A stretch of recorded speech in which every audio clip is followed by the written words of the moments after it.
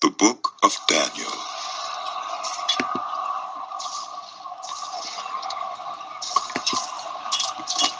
In the 3rd year of the reign of Jehoiakim, king of Judah, Nebuchadnezzar, king of Babylon, came to Jerusalem and besieged it. And the Lord delivered Jehoiakim, king of Judah, into his hand, along with some of the articles from the temple of God. These he carried off to the temple of his God in Babylonia, and put in the treasure house of his God. Then the king ordered Ashpenaz, chief of his court officials, to bring into the king's service some of the Israelites from the royal family and the nobility, young men without any physical defect, handsome, showing aptitude for every kind of learning, well-informed, quick to understand, and qualified to serve in the king's palace. He was to teach them the language and literature of the Babylonians. The king assigned them a daily amount of food and wine from the king's table. They were to be trained for 3 years, and after that they were to enter the king's service. Among those who were chosen were some from Judah: Daniel, Hananiah, Mishael, and Azariah. The chief official gave them new names. To Daniel, the name Belteshazzar; to Hananiah, Shadrach; to Mishael, Meshach; and to Azariah, Abednego. But Daniel resolved not to defile himself with the royal food and wine, and he asked the chief official for permission not to defile himself this way. Now God had caused the official to show favor and compassion to Daniel, but the official told Daniel, "I am afraid of my lord the king, who has assigned your food and drink. Why should he see you looking worse than the other young men your age? The king would then have my head because of you." Daniel then said to the guard whom the chief official had appointed over Daniel, Hananiah, Mishael, and Azariah, "Please test your servants for 10 days. Give us nothing but vegetables to eat and water to drink. Then compare our appearance with that of the young men who eat the royal food, and treat your servants in accordance with what you see." So he agreed to this and tested them for 10 days. At the end of the 10 days, they looked healthier and better nourished than any of the young men who ate the royal food. So the guard took away their choice food and the wine they were to drink, and gave them vegetables instead. To these 4 young men, God gave knowledge and understanding of all kinds of literature and learning, and Daniel could understand visions and dreams of all kinds. At the end of the time set by the king to bring them into his service, the chief official presented them to Nebuchadnezzar. The king talked with them, and he found none equal to Daniel, Hananiah, Mishael, and Azariah. So they entered the king's service. In every matter of wisdom and understanding about which the king questioned them, he found them 10 times better than all the magicians and enchanters in his whole kingdom. And Daniel remained there until the 1st year of King Cyrus. In the 2nd year of his reign, Nebuchadnezzar had dreams. His mind was troubled and he could not sleep. So the king summoned the magicians, enchanters, sorcerers, and astrologers to tell him what he had dreamed. When they came in and stood before the king, he said to them, "I have had a dream that troubles me, and I want to know what it means." Then the astrologers answered the king, "May the king live forever. Tell your servants the dream, and we will interpret it." The king replied to the astrologers, "This is what I have firmly decided. If you do not tell me what my dream was and interpret it, I will have you cut into pieces and your houses turned into piles of rubble. But if you tell me the dream and explain it, you will receive from me gifts and rewards and great honor. So tell me the dream and interpret it for me." Once more they replied. Let the king tell his servants the dream, and we will interpret it." The king answered, I am certain that you are trying to gain time, because you realize that this is what I have firmly decided. If you do not tell me the dream, there is only one penalty for you. You have conspired to tell me misleading and wicked things, hoping the situation will change. So then, tell me the dream, and I will know that you can interpret it for me. The astrologers answered the king. There is no one on earth who can do what the king asks. No king, however great and mighty, has ever asked such a thing of any magician or enchanter or astrologer. What the king asks is too difficult. No one can reveal it to the king except the gods, and they do not live among humans. This made the king so angry and furious that he ordered the execution of all the wise men of Babylon. So the decree was issued to put the wise men to death, and men were sent to look for Daniel and his friends to put them to death. When Arioch, the commander of the king's guard, had gone out to put to death the wise men of Babylon, Daniel spoke to him with wisdom and tact. He asked the king's officer, Why did the king issue such a harsh decree? Arioch then explained the matter to Daniel. At this, If it please my lord. Daniel went in to the king and asked for time so that he might interpret the dream for him. Give me time that I might. Then Daniel returned to his house and explained the matter to his friends Hananiah, Mishael, and Azariah. Ask God to help He us. urged them to plead for mercy from the God of heaven concerning this mystery, so that he and his friends might not be executed with the rest of the wise men of Babylon.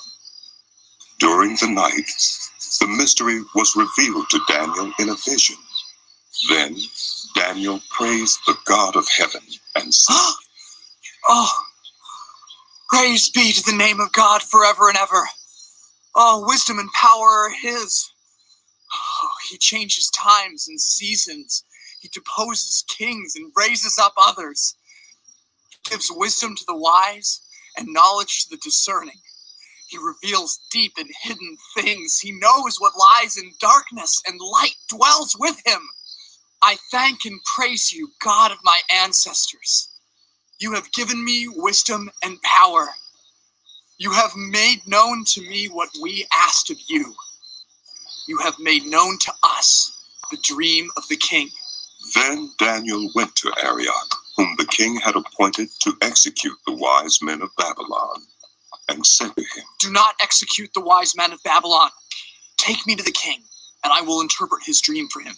Arioch took Daniel to the king at once and said, My lord, I have found a man among the exiles of Judah who can tell the king what his dream means. The king asked Daniel, also called Belteshazzar, Are you able to tell me what I saw in my dream and interpret it? Daniel replied, My lord the king, no wise man, enchanter, magician, or diviner can explain to the king the mystery he is asked about, but there is a God in heaven who reveals mysteries. He has shown King Nebuchadnezzar what will happen in days to come. Your dream and the visions that passed through your mind as you were lying in bed are these. As your majesty was lying there, your mind turned to things to come, and the revealer of mysteries showed you what is going to happen. As for me, this mystery has been revealed to me, not because I have greater wisdom than anyone else alive, but so that your majesty may know the interpretation and that you may understand what went through your mind.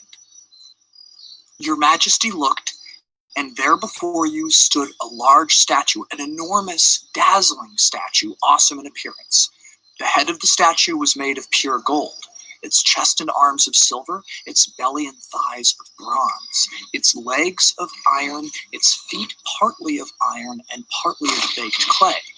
While you were watching, a rock was cut out, but not by human hands. It struck the statue on its feet of iron and clay and smashed them. Then the iron, the clay, the bronze, the silver, and the gold were all broken to pieces and became like chaff on a threshing floor in the summer. The wind swept them away without leaving a trace. But the rock that struck the statue became a huge mountain and filled the whole earth. This was the dream, and now we will interpret it to the king. Your Majesty, you are the King of Kings. The God of heaven has given you dominion and power and might and glory. In your hands he has placed all mankind and the beasts of the field and the birds in the sky. Wherever they live, he has made you ruler over them all. You are that head of gold. After you, another kingdom will arise, inferior to yours. Next, a third kingdom, one of bronze, will rule over the whole earth. Finally, there will be a fourth kingdom, strong as iron, for iron breaks and smashes everything. And as iron breaks things to pieces, so it will crush and break all the others. Just as you saw that the feet and toes were partly of baked clay and partly of iron, so this will be a divided kingdom. Yet it will have some of the strength of iron in it, even as you saw iron mixed with clay. As the toes were partly iron and partly clay, so this kingdom will be partly strong and partly brittle. And just as you saw the iron mixed with baked clay, so the people will be a mixture and will not remain united any more than iron mixes with clay. In the time of those kings, the God of heaven will set up a kingdom that will never be destroyed, nor will it be left to another people. It will crush all those kingdoms and bring them to an end, but it will itself endure forever. This is the meaning of the vision of the rock cut out of a mountain, but not by human hands, a rock that broke the iron, the bronze, the clay, the silver, and the gold to pieces. The great God has shown the king what will take place in the future. The dream is true and its interpretation is trustworthy.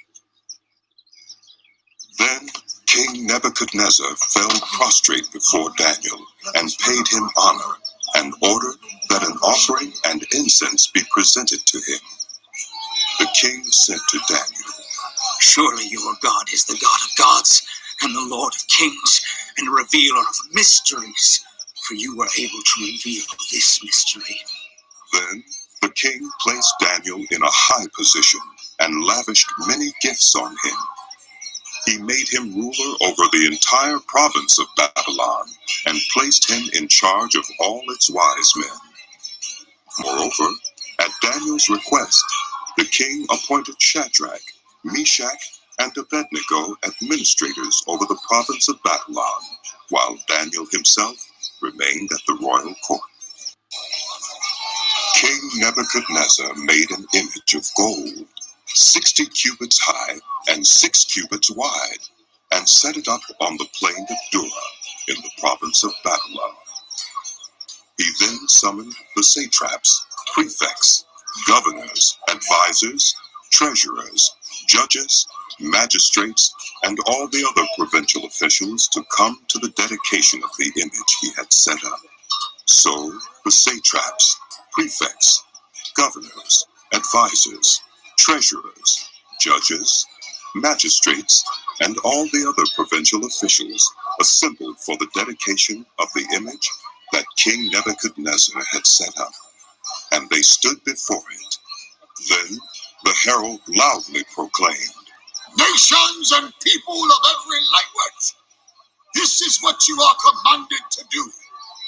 As soon as you hear the sound of the horn, flute, zither, lyre, harp, pipe, and all kinds of music, you must fall down and worship the image of gold that King Nebuchadnezzar has set up. Whoever does not fall down and worship will immediately be thrown into a blazing furnace. Therefore, as soon as they heard the sound of the horn, flute, zither, lyre, harp, and all kinds of music, all the nations and peoples of every language fell down and worshipped the image of gold that King Nebuchadnezzar had set up. At this time, some astrologers came forward and denounced the Jews. They said to King Nebuchadnezzar, May the king live forever. Your Majesty has issued a decree that everyone who hears the sound of the horn, flute, zither, lyre, harp, pipe, and all kinds of music must fall down and worship the image of gold, and that whoever does not fall down and worship will be thrown into a blazing furnace. But there are some Jews whom you have set over the affairs of the province of Babylon, Shadrach, Meshach, and Abednego, who pay no attention to you, your Majesty. They neither serve your gods nor worship the image of gold you have set up.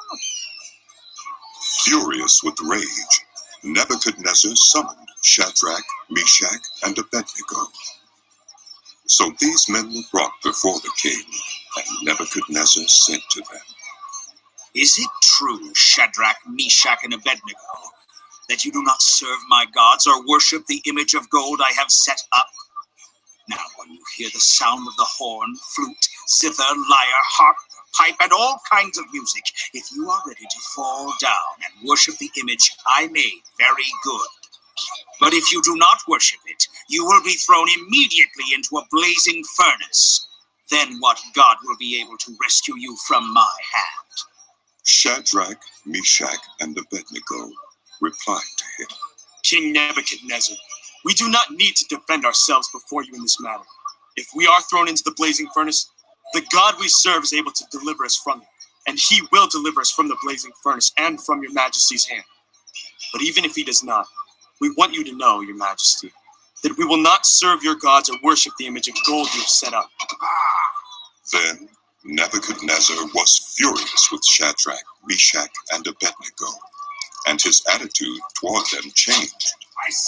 He ordered the furnace heated 7 times hotter than usual, and commanded some of the strongest soldiers in his army to tie up Shadrach, Meshach, and Abednego, and throw them into the blazing furnace. So these men, wearing their robes, trousers, turbans, and other clothes, were bound and thrown into the blazing furnace.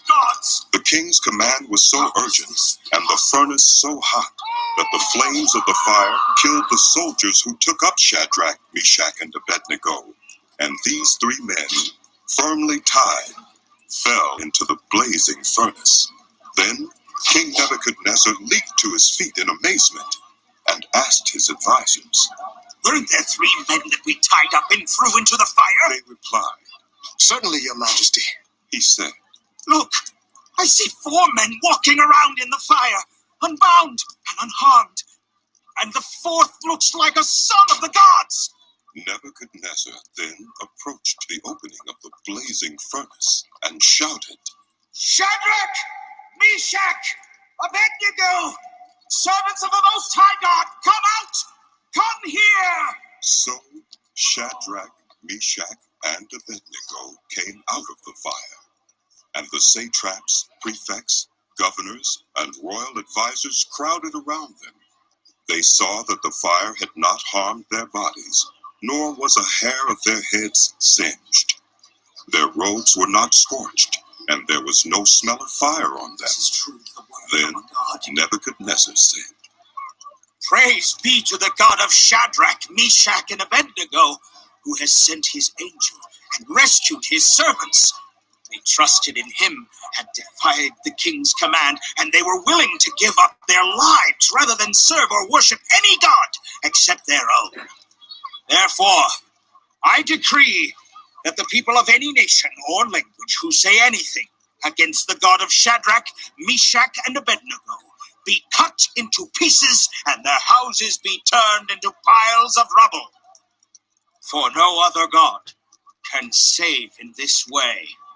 Then the king promoted Shadrach, Meshach, and Abednego in the province of Babylon. King Nebuchadnezzar, to the nations and peoples of every language who live in all the earth, may you prosper greatly. It is my pleasure to tell you about the miraculous signs and wonders that the Most High God has performed for me. How great are his signs! How mighty are his wonders! His kingdom is an eternal kingdom. His dominion endures from generation to generation. I, Nebuchadnezzar, was at home in my palace, contented and prosperous. I had a dream that made me afraid. As I was lying in bed, the images and visions that passed through my mind terrified me. So I commanded that all the wise men of Babylon be brought before me to interpret the dream for me. When the magicians, enchanters, astrologers, and diviners came, I told them the dream, but they could not interpret it for me. Finally, Daniel came into my presence, and I told him the dream.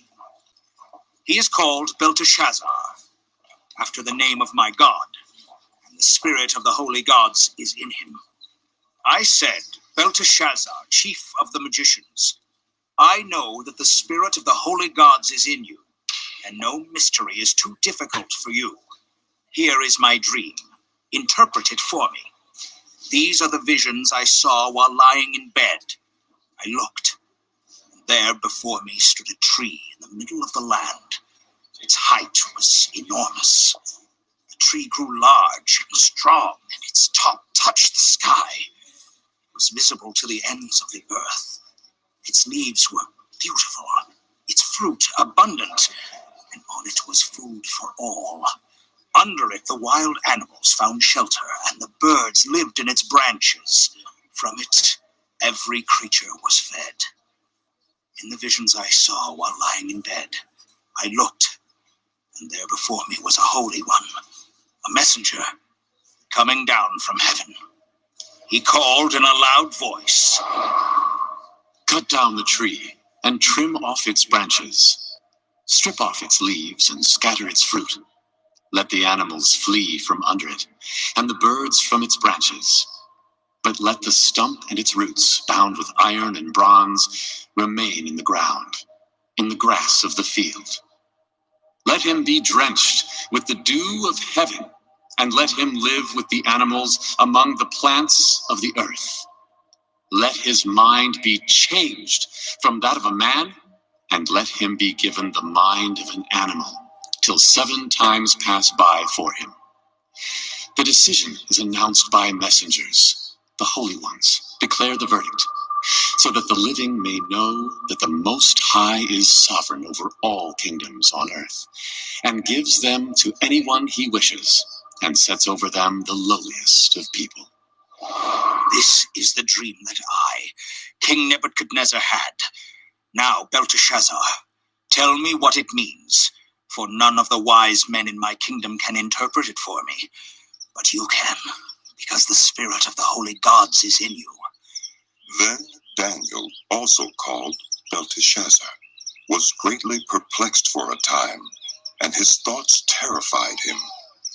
So the king said, Belteshazzar, do not let the dream or its meaning alarm you. Belteshazzar answered, My lord, if only the dream applied to your enemies and its meaning to your adversaries.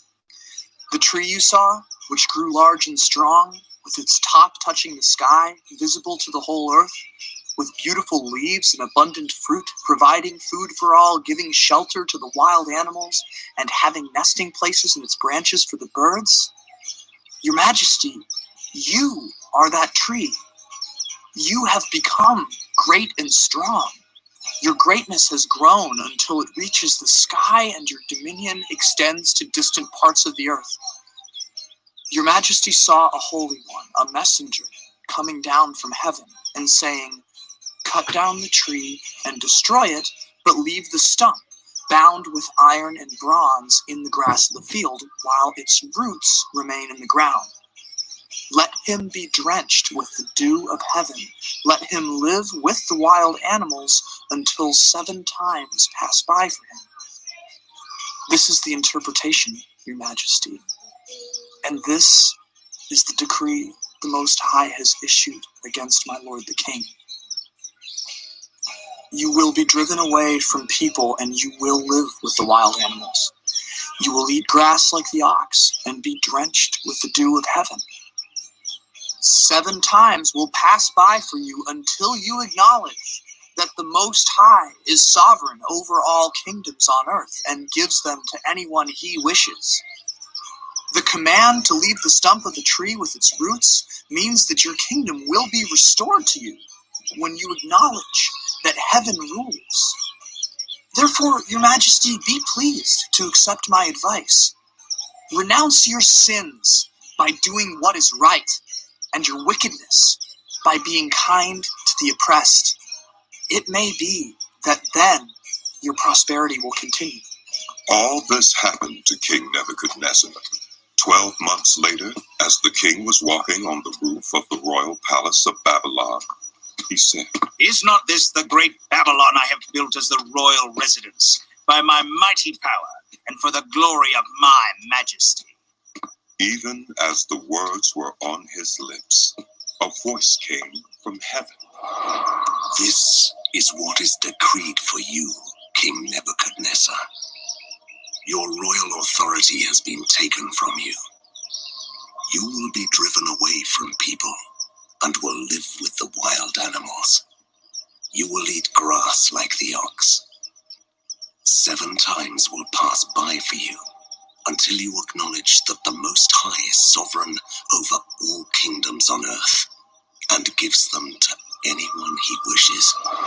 Immediately, what had been said about Nebuchadnezzar was fulfilled. He was driven away from people and ate grass like the ox. His body was drenched with the dew of heaven until his hair grew like the feathers of an eagle and his nails like the claws of a bird. At the end of that time, I, Nebuchadnezzar, raised my eyes toward heaven, and my sanity was restored. Then I praised the Most High. I honored and glorified him who lives forever. His dominion is an eternal dominion. His kingdom endures from generation to generation. All the peoples of the earth are regarded as nothing. He does as he pleases with the powers of heaven and the peoples of the earth. No one can hold back his hand or say to him, "What have you done?" At the same time that my sanity was restored, my honor and splendor were returned to me for the glory of my kingdom. My advisors and nobles sought me out, and I was restored to my throne and became even greater than before. Now I, Nebuchadnezzar, praise and exalt and glorify the King of heaven, because everything he does is right, and all his ways are just, and those who walk in pride he is able to humble. King Belshazzar gave a great banquet for 1,000 of his nobles and drank wine with them. While Belshazzar was drinking his wine, he gave orders to bring in the gold and silver goblets that Nebuchadnezzar, his father, had taken from the temple in Jerusalem, so that the king and his nobles, his wives, and his concubines might drink from them. So they brought in the gold goblets that had been taken from the temple of God in Jerusalem, and the king and his nobles, his wives, and his concubines drank from them.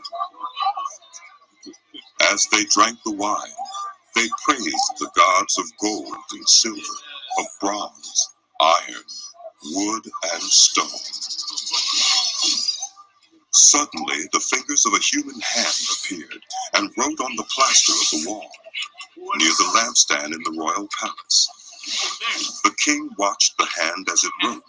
His face turned pale, and he was so frightened that his legs became weak and his knees were knocking.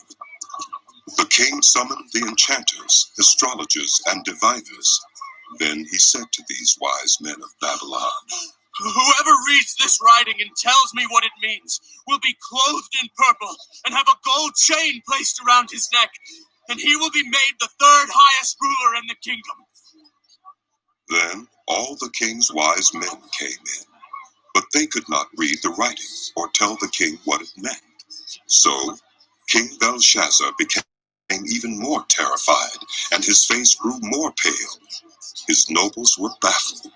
The queen, hearing the voices of the king and his nobles, came into the banquet hall. May the king live forever. Don't be alarmed. Don't look so pale.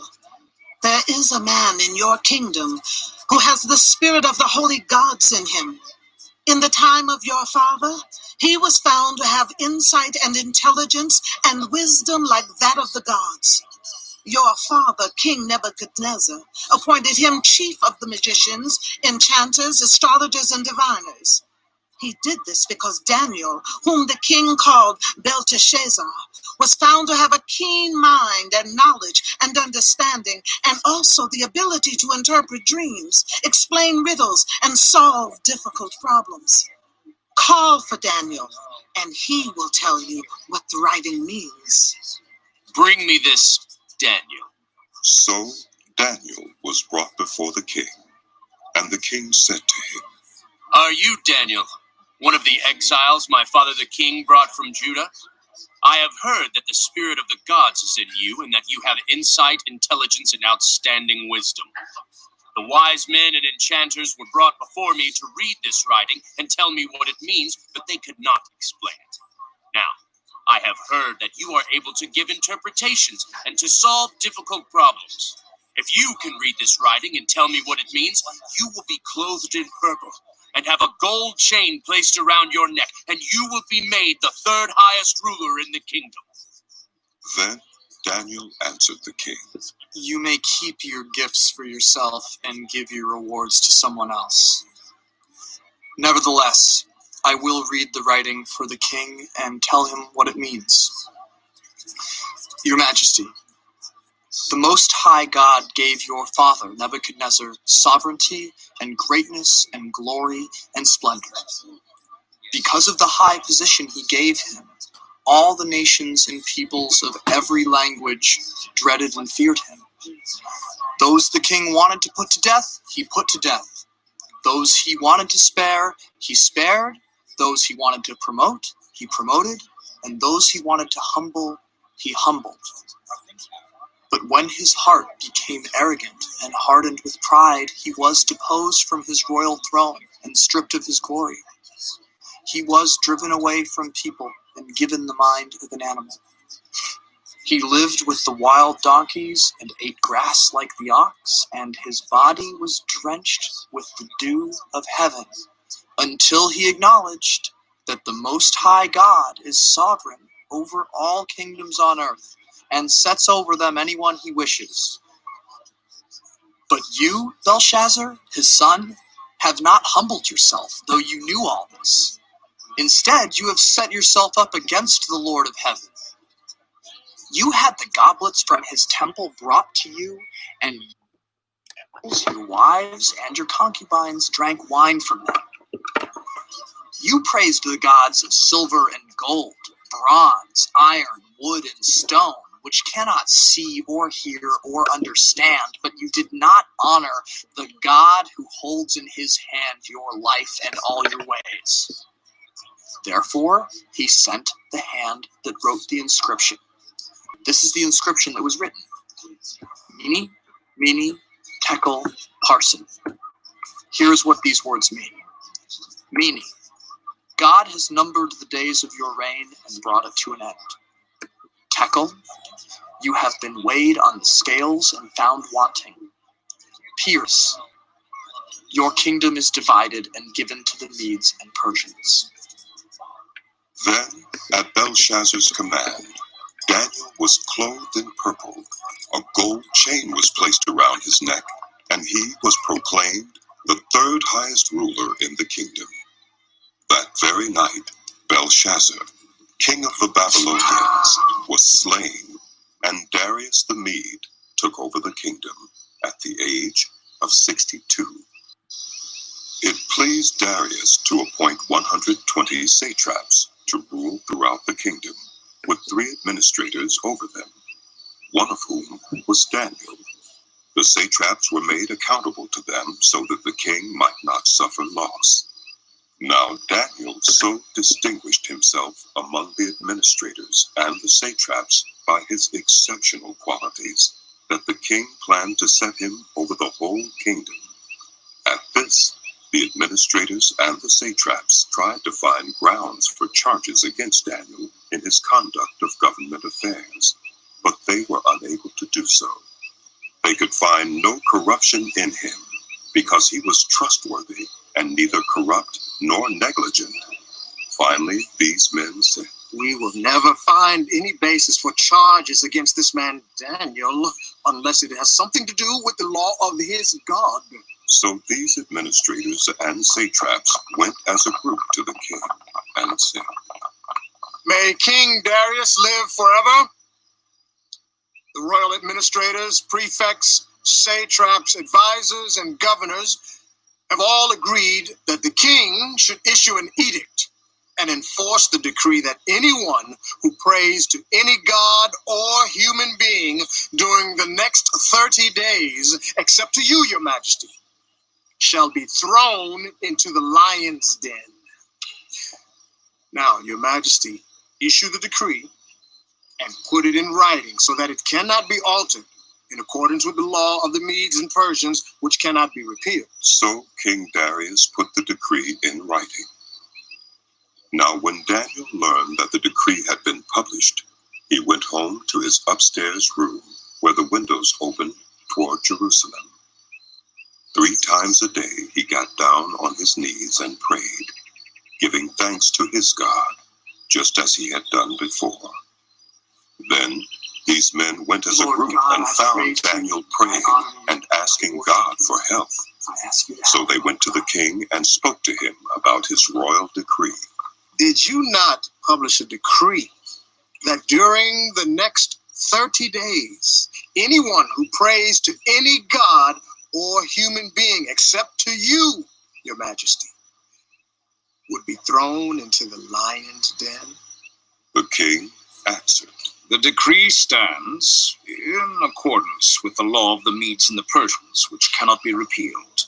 Then they said to the king, "Daniel, who is one of the exiles from Judah, pays no attention to you, your majesty, or to the decree you put in writing.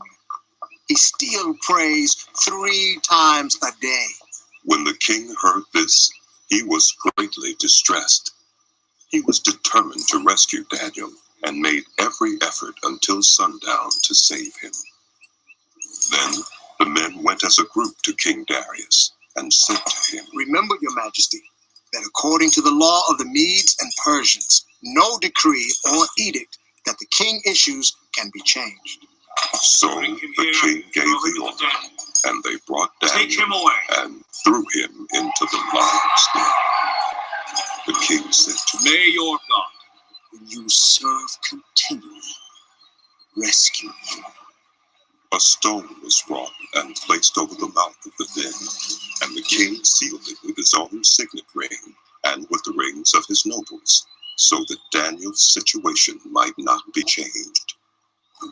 Then the king returned to his palace and spent the night without eating and without any entertainment being brought to him, and he could not sleep.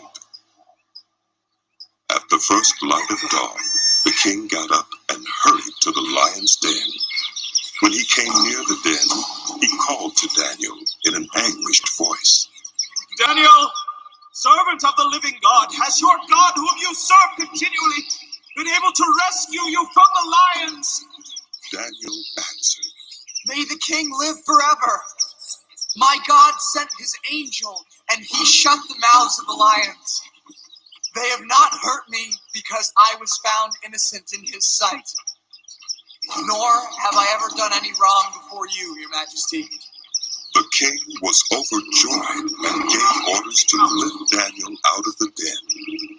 And when Daniel was lifted from the den, no wound was found on him, because he had trusted in his God. At the king's command, the men who had falsely accused Daniel were brought in and thrown into the lion's den, along with their wives and children. And before they reached the floor of the den, the lions overpowered them and crushed all their bones. Then King Darius wrote to all the nations and peoples of every language in all the earth. May you prosper greatly. I issue a decree that in every part of my kingdom, People must fear and reverence the God of Daniel. For he is the living God, and he endures forever. His kingdom will not be destroyed. His dominion will never end. He rescues and he saves. He performs signs and wonders in the heavens and on the earth. He has rescued Daniel from the power of the lions. So Daniel prospered during the reign of Darius and the reign of Cyrus the Persian.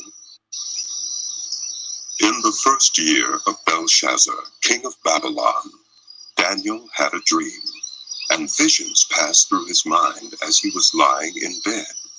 He wrote down the substance of his dream.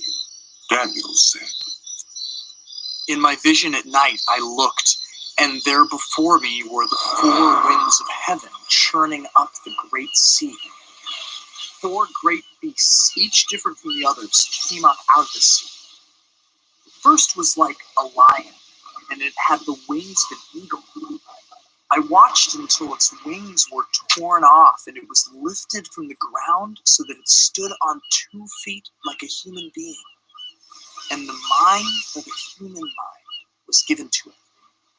And there before me was a second beast, which looked like a bear.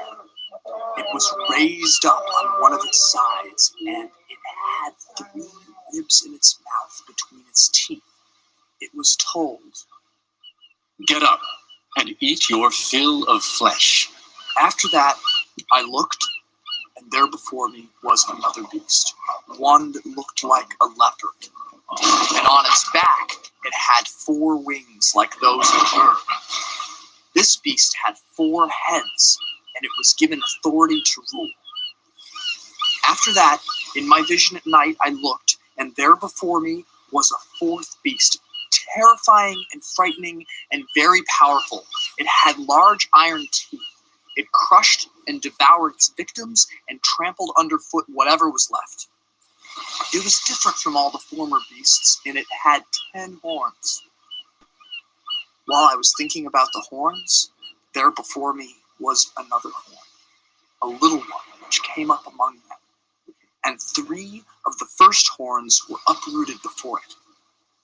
This horn had eyes like the eyes of a human being, and a mouth that spoke boastfully. As I looked, thrones were set in place, and the Ancient of Days took his seat. His clothing was as white as snow. The hair of his head was white like wool.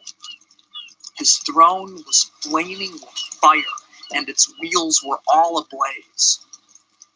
A river of fire was flowing, coming out from before him. Thousands upon thousands attended him. 10,000 times 10,000 stood before him. The court was seated, and the books were open. Then I continued to watch, because of the boastful words the horn was speaking. I kept looking until the beast was slain, and its body destroyed and thrown into the blazing fire. The other beasts had been stripped of their authority, but were allowed to live for a period of time. In my vision at night, I looked, and there before me was one like a son of man, coming with the clouds of heaven. He approached the Ancient of Days and was led into his presence. He was given authority, glory, and sovereign power. All nations and peoples of every language worshipped him. His dominion is an everlasting dominion that will not pass away, and his kingdom is one that will never be destroyed. I, Daniel, was troubled in spirit, and the visions that passed through my mind disturbed me. I approached one of those standing there and asked him the meaning of all this. So he told me and gave me the interpretation of these things. The 4 great beasts are 4 kings that will rise from the earth. But the holy people of the Most High will receive the kingdom and will possess it forever. Yes, forever and ever. Then I wanted to know the meaning of the 4th beast, which was different from all the others and most terrifying, with its iron teeth and bronze claws. the beast that crushed and devoured its victims and trampled underfoot whatever was left.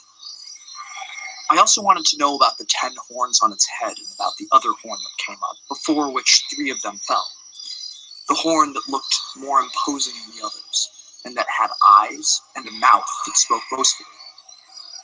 As I watched, this horn was waging war against the holy people and defeating them, until the Ancient of Days came and pronounced judgment in favor of the holy people of the Most High. And the time came when they possessed the kingdom. He gave me this explanation. The 4th beast is a 4th kingdom that will appear on earth. It will be different from all the other kingdoms and will devour the whole earth, trampling it down and crushing it. The 10 horns are 10 kings who will come from this kingdom. After them, another king will arise, different from the earlier ones. He will try to change the set times and the laws. The holy people will be delivered into his hands for a time, times and half a time. But the court will sit, and his power will be taken away and completely destroyed forever. Then the sovereignty, power, and greatness of all the kingdoms under heaven will be handed over to the holy people of the Most High. His kingdom will be an everlasting kingdom, and all rulers will worship and obey him. This is the end of the matter. I, Daniel, was deeply troubled by my thoughts, and my face turned pale, but I kept the matter to myself. In the 3rd year of King Belshazzar's reign, I, Daniel, had a vision after the one that had already appeared to me. In my vision, I saw myself in the citadel of Susa in the province of Elam. In the vision, I was beside the Ulai Canal. I looked up, and there before me was a ram with 2 horns standing beside the canal, and the horns were long. One of the horns was longer than the other, but grew up later. I watched the ram as it charged toward the west and the north and the south. No animal could stand against it, and none could rescue from its power. It did as it pleased and became great. As I was thinking about this, suddenly a goat with a prominent horn between its eyes came from the west, crossing the whole earth without touching the ground. It came toward the 2-horned ram I had seen standing beside the canal and charged at it in great rage. I saw it attack the ram furiously, striking the ram and shattering its 2 horns. The ram was powerless to stand against it. The goat knocked it to the ground and trampled on it, and none could rescue the ram from its power. The goat became very great, but at the height of its power, the large horn was broken off, and in its place, 4 prominent horns grew up toward the 4 winds of heaven. Out of one of them came another horn, which started small, but grew in power to the south and to the east and toward the beautiful land. It grew until it reached the host of the heavens, and it threw some of the starry host down to the earth and trampled on them. It set itself up to be as great as the commander of the army of the Lord. It took away the daily sacrifice from the Lord, and his sanctuary was thrown down. Because of rebellion, the Lord's people and the daily sacrifice were given over to it. It prospered in everything it did, and truth was thrown to the ground. Then I heard a holy one speaking, and another holy one said to him, How long will it take for the vision to be fulfilled? The vision concerning the daily sacrifice, the rebellion that causes desolation, the surrender of the sanctuary, and the trampling underfoot of the Lord's people. He said to me, It will take 2,300 evenings and mornings. Then the sanctuary will be reconsecrated. While I, Daniel, was watching the vision and trying to understand it, there before before me stood one who looked like a man, and I heard a man's voice from the Uli calling, Gabriel, tell this man the meaning of the vision. As he came near the place where I was standing, I was terrified and fell prostrate. Son of man, He said to me, understand that the vision concerns the time of the end. while he was speaking to me, I was in a deep sleep with my face to the ground. Then he touched me and raised me to my feet. He said, I am going to tell you what will happen later in the time of wrath, because the vision concerns the appointed time of the end. The two-horned ram that you saw represents the kings of Media and Persia. The shaggy goat is the king of Greece, and the large horn between its eyes is the first king. The four horns that replace the one that was broken off represent four kingdoms that will emerge from his nation, but will not have the same power. In the latter part of their reign, when rebels have become completely wicked, a fierce-looking king, a master of intrigue, will arise. He will become very strong, but not by his own power. He will cause astounding devastation and will succeed in whatever he does. Destroy those who are mighty warriors, the holy people. He will cause deceit to prosper, and he will consider himself superior. When they feel secure, he will destroy many and take his stand against the prince of princes. Yet he will be destroyed, but not by human power. The vision of the evenings and mornings that has been given you is true. But seal up the vision, for it concerns the distant future. I, Daniel, was worn out. I lay exhausted for several days. Then I got up and went about the king's business. I was appalled by the vision. It was beyond understanding. In the first year of Darius, son of Xerxes, a Mede by descent, who was made ruler over the Babylonian kingdom, in the first year of his reign, I, Daniel, understood from the scriptures, according to the word of the Lord given to Jeremiah the prophet, that the desolation of Jerusalem would last 70 years. So I turned to the Lord God and pleaded with him in prayer and petition, in fasting and in sackcloth and ashes. I prayed to the Lord my God and confessed, Lord, the great and awesome God, who keeps his covenant of love with those who love him and keep his commandments, we have sinned and done wrong. We have been wicked and have rebelled. We have turned away from your commands and laws. We have not listened to your servants, the prophets, who spoke in your name to our kings, our princes, and our ancestors, and to all the people of the land. Lord, you are righteous, but this day we are covered with shame.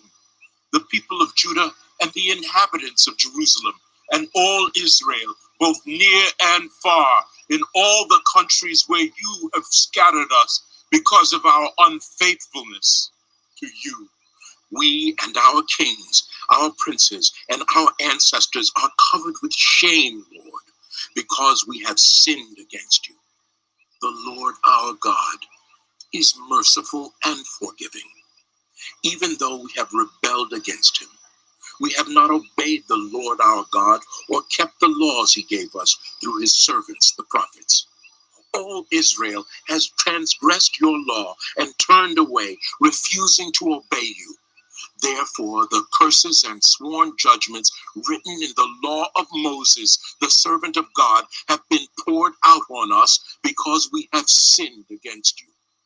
You have fulfilled the word spoken against us and against our rulers by bringing on us great disaster.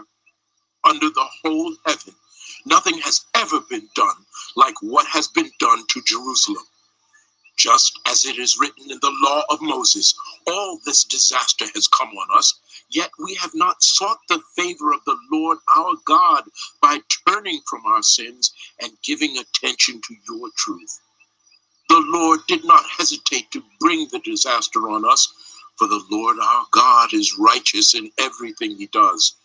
Yet we have not obeyed him.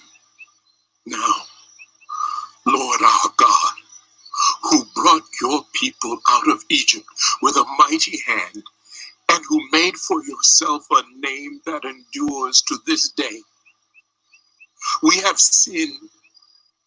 We have done wrong. Lord, in keeping with all your righteous acts, turn away your anger and your wrath from Jerusalem, your city, your holy hill. Our sins and the iniquities of our ancestors have made Jerusalem and your people an object of scorn to all those around us.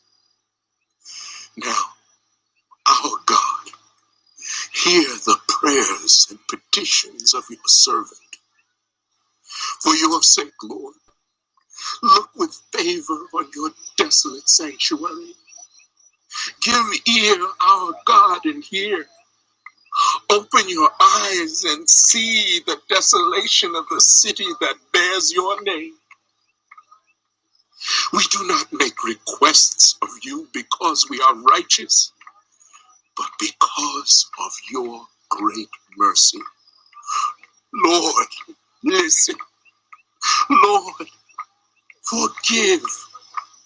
Lord, hear and act.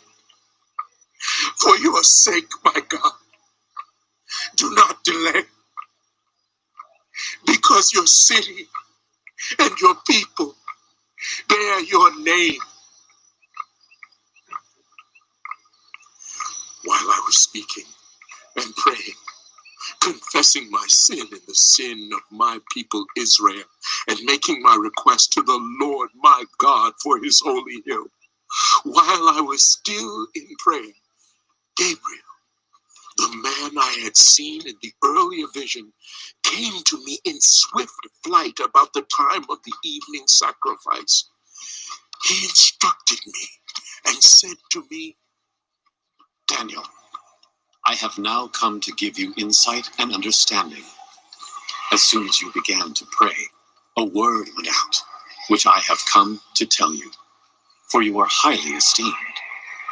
Therefore, consider the word and understand the vision. 77s are decreed for your people and your holy city to finish transgression, to put an end to sin, to atone for wickedness, to bring in everlasting righteousness, to seal up vision and prophecy, and to anoint the most holy place. Know and understand this. From the time the word goes out to restore and rebuild Jerusalem until the Anointed One, the ruler, comes, there will be 7 sevens and 62 sevens. It will be rebuilt with streets and a trench, but in times of trouble. After the 62 sevens, the Anointed One will be put to death and will have nothing. The people of the ruler who will come will destroy the city and take the sanctuary. The end will come like a flood. War will continue until the end, and desolations have been decreed. He will confirm a covenant with many for 1 7. In the middle of the 7, he will put an end to sacrifice and offering. And at the temple, he will set up an abomination that causes desolation until the end that is decreed is poured out on him. In the 3rd year of Cyrus, king of Persia, a revelation was given to Daniel, who was called Belteshazzar. Its message was true, and it concerned a great war. The understanding of the message came to him in a vision. At that time, I, Daniel, mourned for 3 weeks. I ate no choice food. No meat or wine touched my lips, and I used no lotions at all until the 3 weeks were over. On the 24th day of the 1st month, as I was standing on the bank of the great river, the Tigris, I looked up, and there before me was a man dressed in linen, with a belt of fine gold from Uphaz around his waist. His body was like topaz, his face like lightning, his eyes like flaming torches, his arms and legs like the gleam of burnished bronze, and his voice like the sound of a multitude. I, Daniel, was the only one who saw the vision. Those who were with me did not see it, but such terror overwhelmed them that they fled and hid themselves. So I was left alone, gazing at this great vision. I had no strength left. My face turned deathly pale, and I was helpless. Then I heard him speaking, and as I listened to him, I fell into a deep sleep, my face to the ground. A hand touched me and set me trembling on my hands and knees. He said, Daniel, you who are highly esteemed, consider carefully the words I am about to speak to you, and stand up, for I have now been sent to you. And when he said this to me, I stood up, trembling. Then he continued, Do not be afraid, Daniel, since the first day that you set your mind to gain understanding and to humble yourself before your God, your words were heard, and I have come in response to them. But the prince of the Persian kingdom resisted me 21 days. Then Michael, one of the chief princes, came to help me, because I was detained there with the king of Persia. Now I have come to explain to you what will happen to your people in the future, for the vision concerns a time yet to come. While he was saying this to me, I bowed with my face toward the ground and was speechless. Then one who looked like a man touched my lips, and I opened my mouth and began to speak. I said to the one standing before me, I am overcome with anguish because of the vision, my Lord, and I feel very weak. How can I, your servant, talk with you, my Lord? My strength is gone, and I can hardly breathe. Again, the one who looked like a man touched me and gave me strength. Do not be afraid. You who are highly esteemed, He said, peace. Be strong now. Be strong. When he spoke to me, I was strengthened and said, Speak, my Lord, since you have given me strength. So he said, Do you know why I have come to you? Soon I will return to fight against the prince of Persia. And when I go, the prince of Greece will come. But first I will tell you what is written in the book of truth. No one supports me against them except Michael, your prince.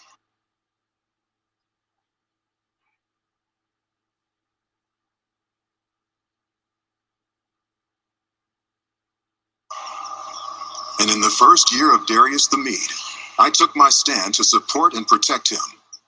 Now then, I tell you the truth. 3 more kings will arise in Persia, and then a 4th, who will be far richer than all the others. When he has gained power by his wealth, he will stir up everyone against the kingdom of Greece. Then a mighty king will arise, who will rule with great power and do as he pleases. After he has arisen, his empire will be broken up and parceled out toward the 4 winds of heaven.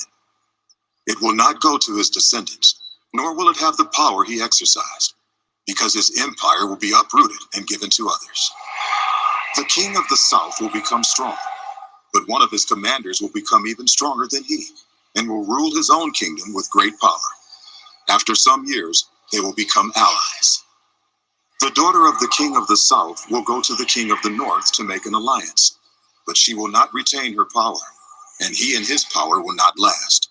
In those days she will be betrayed, together with her royal escort and her father, and the one who supported her. One from her family line will arise to take her place. He will attack the forces of the king of the north and enter his fortress. He will fight against them and be victorious. He will also seize their gods, their metal images, and their valuable articles of silver and gold, and carry them off to Egypt.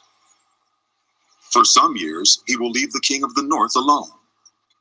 Then the king of the north will invade the realm of the king of the south, but will retreat to his own country. His sons will prepare for war and assemble a great army, which will sweep on like an irresistible flood and carry the battle as far as his fortress. Then the king of the south will march out in a rage and fight against the king of the north, who will raise a large army, but it will be defeated. When the army is carried off, the king of the south will be filled with pride and will slaughter many thousands, yet he will not remain triumphant. For the king of the north will muster another army, larger than the first, and after several years he will advance with a huge army fully equipped. In those times many will rise against the king of the south. Those who are violent among your own people will rebel in fulfillment of the vision, but without success.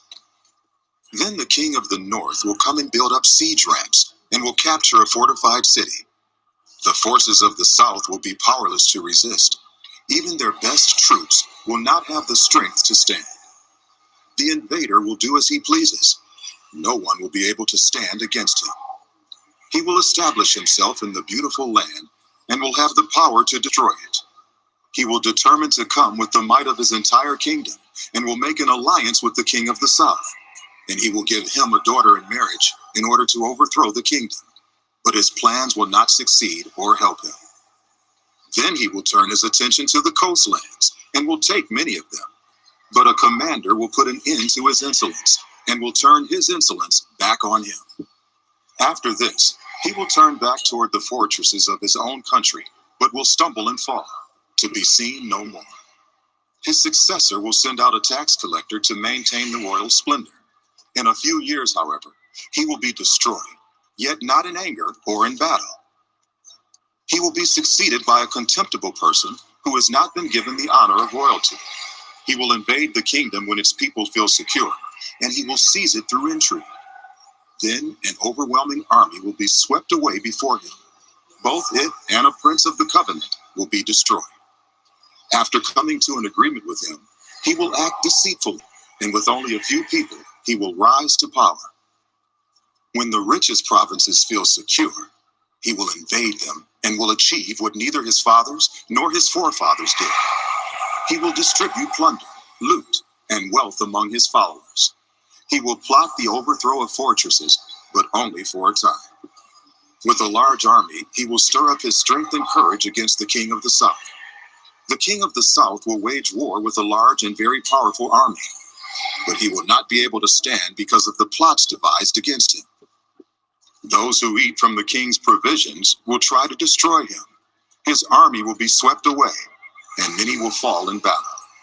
The two kings, with their hearts bent on evil, will sit at the same table and lie to each other, but to no avail, because an end will still come at the appointed time. The king of the north will return to his own country with great wealth, but his heart will be set against the Holy Covenant. He will take action against it, and then return to his own country. At the appointed time, he will invade the south again, but this time the outcome will be different from what it was before. Ships of the western coastlands will oppose him, and he will lose heart. Then he will turn back and vent his fury against the Holy Covenant. He will return and show favor to those who forsake the Holy Covenant. His armed forces will rise up to desecrate the temple fortress and will abolish the daily sacrifice. Then they will set up the abomination that causes desolation. With flattery, he will corrupt those who have violated the covenant. But the people who know their God will firmly resist him. Those who are wise will instruct many, though for a time they will fall by the sword or be burned or captured or plundered. When they fall, they will receive a little help, and many who are not sincere will join them. Some of the wise will stumble, so that they may be refined, purified, and made spotless until the time of the end. For it will still come at the appointed time. The king will do as he pleases. He will exalt and magnify himself above every god, and will say unheard of things against the God of gods. He will be successful until the time of wrath is completed. For what has been determined must take place. He will show no regard for the gods of his ancestors or for the one desired by women, nor will he regard any god, but will exalt himself above them all. Instead of them, he will honor a god of fortresses, a god unknown to his ancestors. He will honor with gold and silver, with precious stones and costly gifts. He will attack the mightiest fortresses with the help of a foreign god and will greatly honor those who acknowledge him.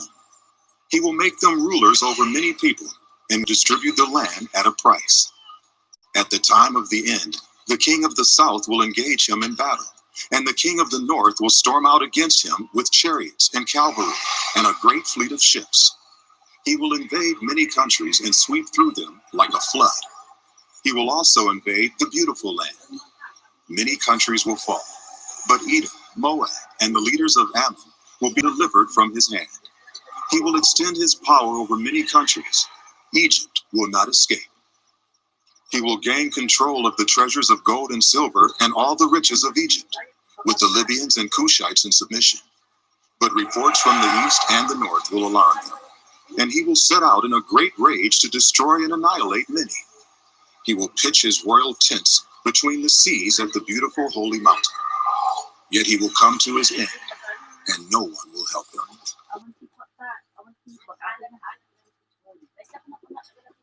At that time, Michael, the great prince who protects your people, will arise. There will be a time of distress, such as has not happened from the beginning of nations until then. But at that time, your people, everyone whose name is found written in the book, will be delivered.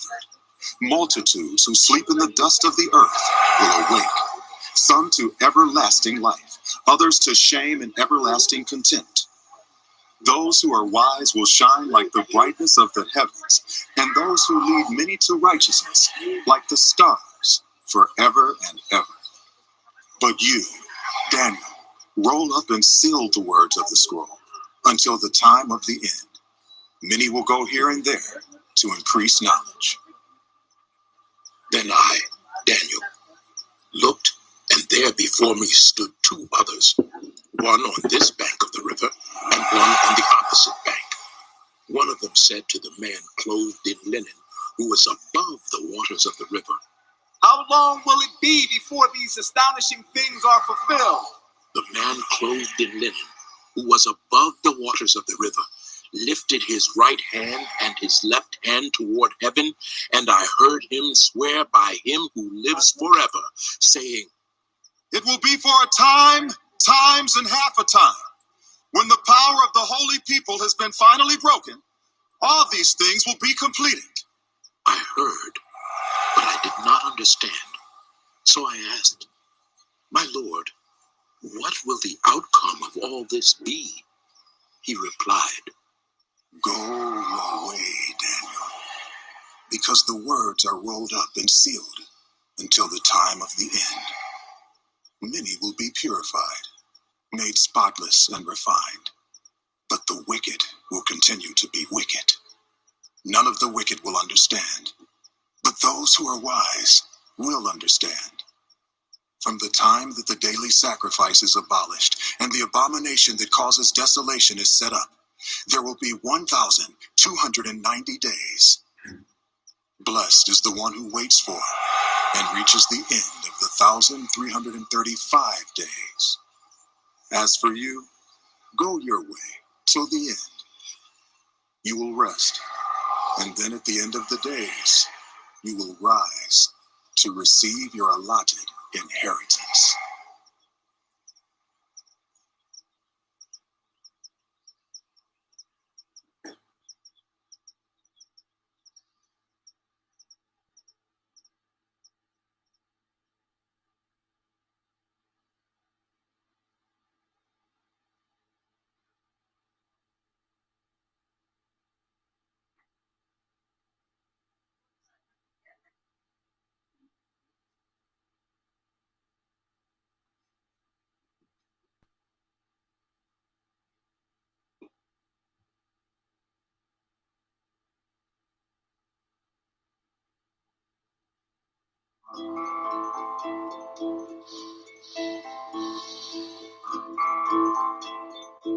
The Book of Hosea.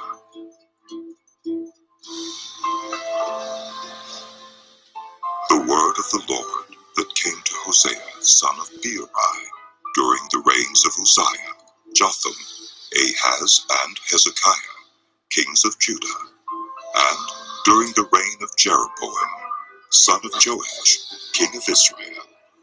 When the Lord began to speak through Hosea, the Lord said to him, Go, marry a promiscuous woman, and have children with her. For like an adulterous wife, this land is guilty of unfaithfulness to the Lord.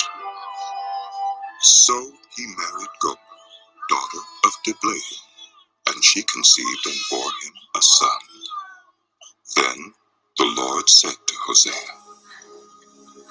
Call him Jezreel, because I will soon punish the house of Jehu for the massacre at Jezreel, and I will put an end to the kingdom of Israel. In that day I will break Israel's bow in the valley of Jezreel. Gomer conceived again and gave birth to a daughter.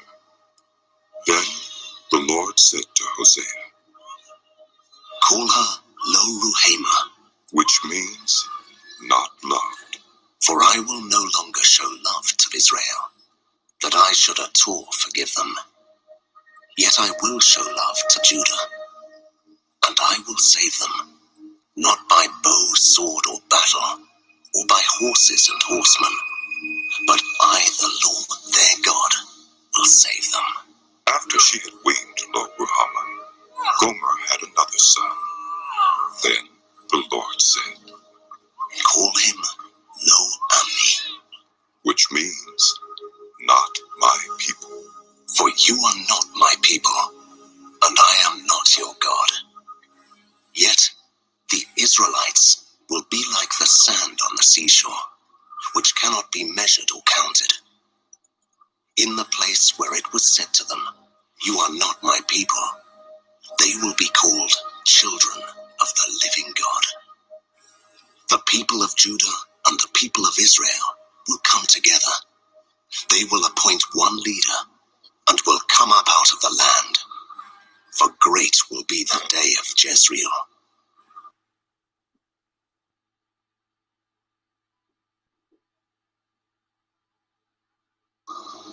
Say of your brothers, my people, and of your sisters, my loved one.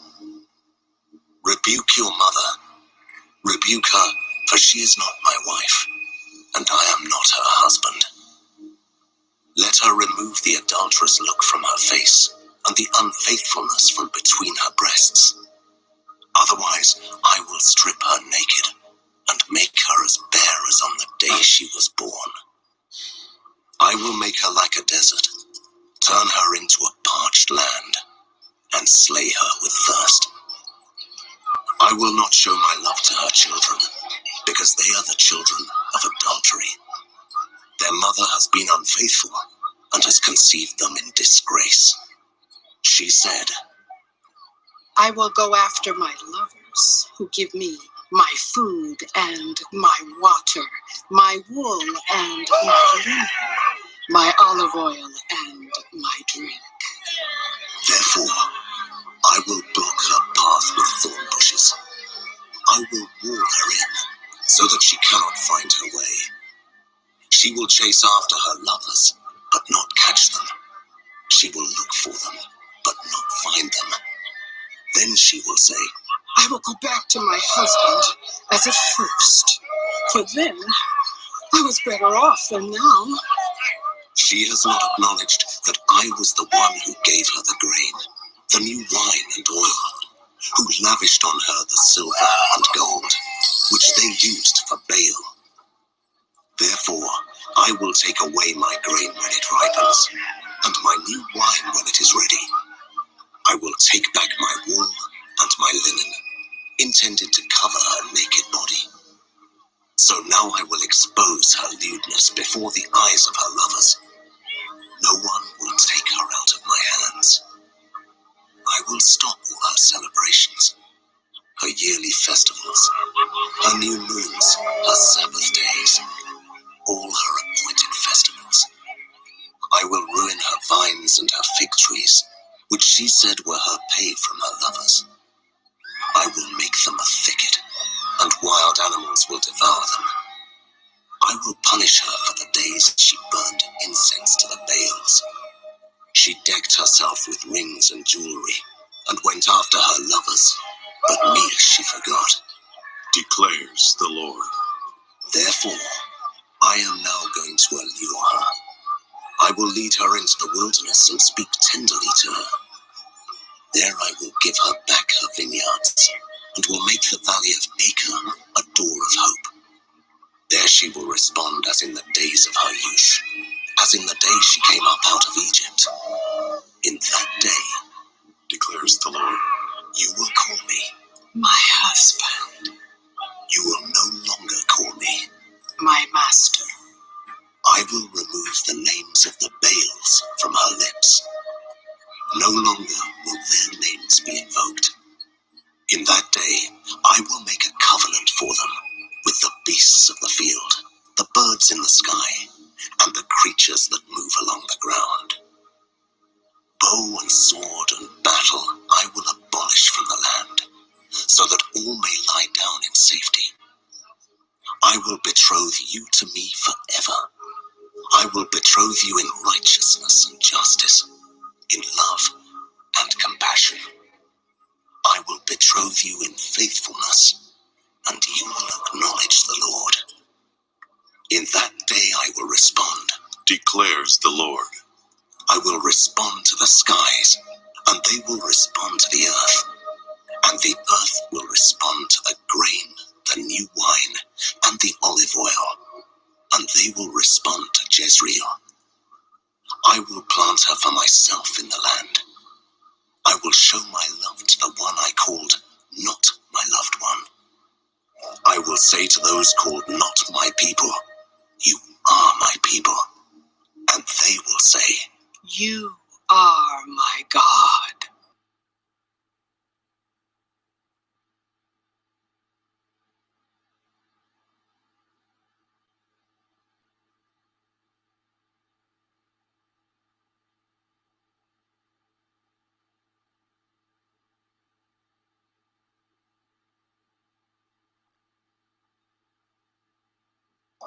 The Lord said to me, go, show your love to your wife again, though she is loved by another man and is an adulteress. Love her as the Lord loves the Israelites, though they turn to other gods and love the sacred raisin cakes. So I bought her for 15 shekels of silver and about a homer and a lethek of barley. Then I told her, you are to live with me many days. You must not be a prostitute or be intimate with any man, and I will behave the same way toward you. For the Israelites will live many days without king or prince, without sacrifice or sacred stones, without ephod or household gods. Afterward, the Israelites will return and seek the Lord their God and David their king. They will come trembling to the Lord and to his blessings in the last days.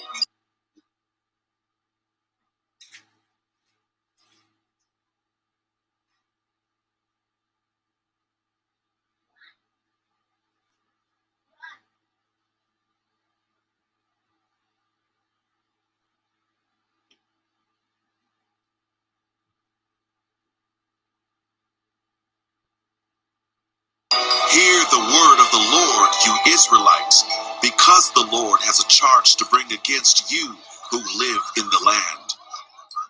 There is no faithfulness, no love, no acknowledgement of God in the land.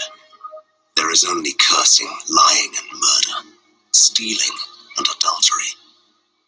They break all bounds, and bloodshed follows bloodshed. Because of this, the land dries up, and all who live in it waste away. The beasts of the field, the birds in the sky, and the fish in the sea are swept away. But let no one bring a charge. Let no one accuse another. For your people are like those who bring charges against a priest. You stumble day and night, and the prophets stumble with you.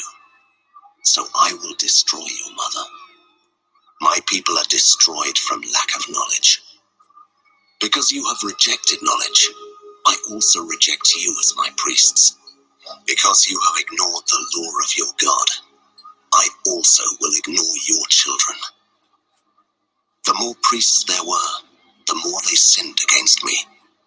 They exchanged their glorious God for something disgraceful. They feed on the sins of my people and relish their wickedness. And it will be like people, like priests. I will punish both of them for their ways and repay them for their deeds. They will eat, but not have enough. They will engage in prostitution, but not flourish, because they have deserted the Lord to give themselves to prostitution. Old wine and new wine take away their understanding. My people consult a wooden idol, and a diviner's rod speaks to them. A spirit of prostitution leads them astray. They are unfaithful to their God. They sacrifice on the mountaintops and burn offerings on the hills, under oak, poplar, and terebinth, where the shade is pleasant. Therefore, your